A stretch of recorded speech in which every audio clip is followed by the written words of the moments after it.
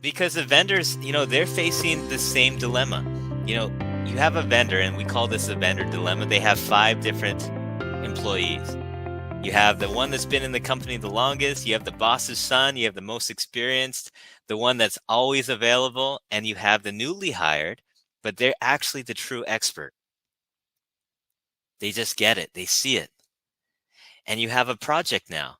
So if you have a big, important project, and you're the boss now of these five employees, who are you going to send? Who would you send? Should you send the boss's son? Should you send the always available? Because they're available right now for it.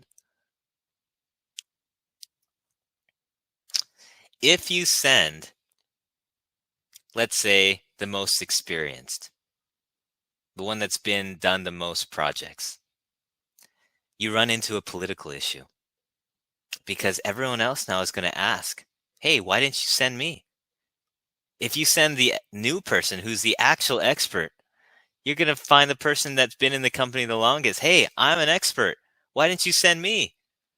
The problem is everyone thinks they're an expert.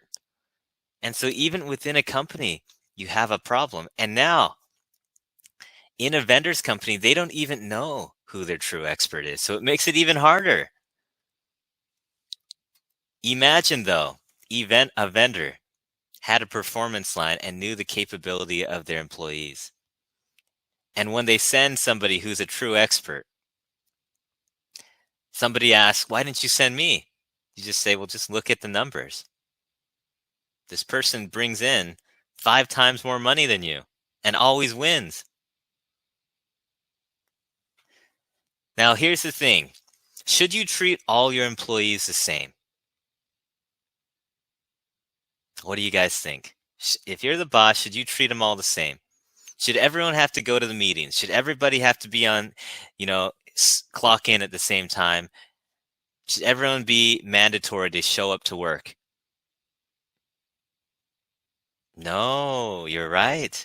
But what starts to happen without these metrics here, and you have the true expert and they don't show up to work, and they show up whenever they want.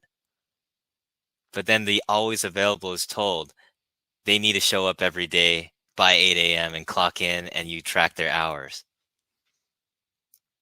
They start causing problems. This is not fair. This is not good for the workplace. This is not good to give special treatment. Vendors need to treat every employee different. They need to identify who their experts are. And then once they identify those experts, they need to utilize those experts for their expertise. They need to get rid of all administrative work that they have to do. And they have to only give that expert what they need to be an expert. And they need to pass on all the other like dog work or execution work to the people who are less experienced. And it actually becomes a mentoring process. So these people can get more work and become, an expert. So Magnus asked, difference between cost and value.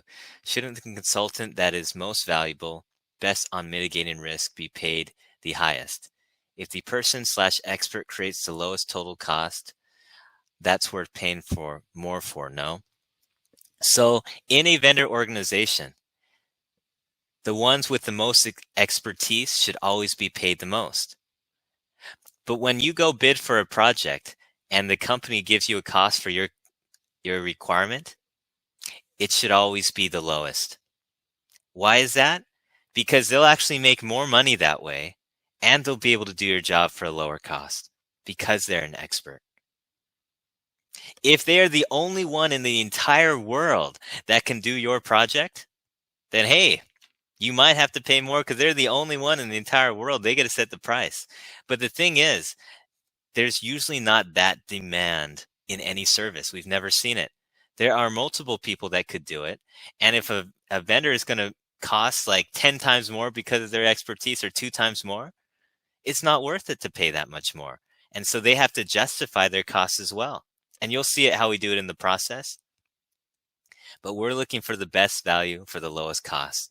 Now, if you have a brain surgeon, that brain surgeon, if they were to compete on a project to be a nurse or to be just a normal day-to-day family doctor, would that be A lot of money? Yeah, because he's a brain surgeon. He costs a ton. It would not be a good fit for him to compete on a project that is like that. And so for a company, you have to find your place as well to compete on projects that are your expertise, that cost what you cost. And so you might be overqualified for some jobs if you're having to charge too much profit as a company. Next, why do organizations hire engineering firms to assist with BV projects? We'll get more to this in the actual process, but in best value, you don't need any in-house expertise. And so a lot of times people get experts to help them create the requirement, but it's not necessary. And we'll show you how. If you enjoyed this video, make sure to hit the thumbs up button and subscribe to our channel for more content. If you have any questions about the best value approach or for Dr. Dean, leave them in the comment section below and we'll get to them in a later video. Thanks, and we'll see you next time.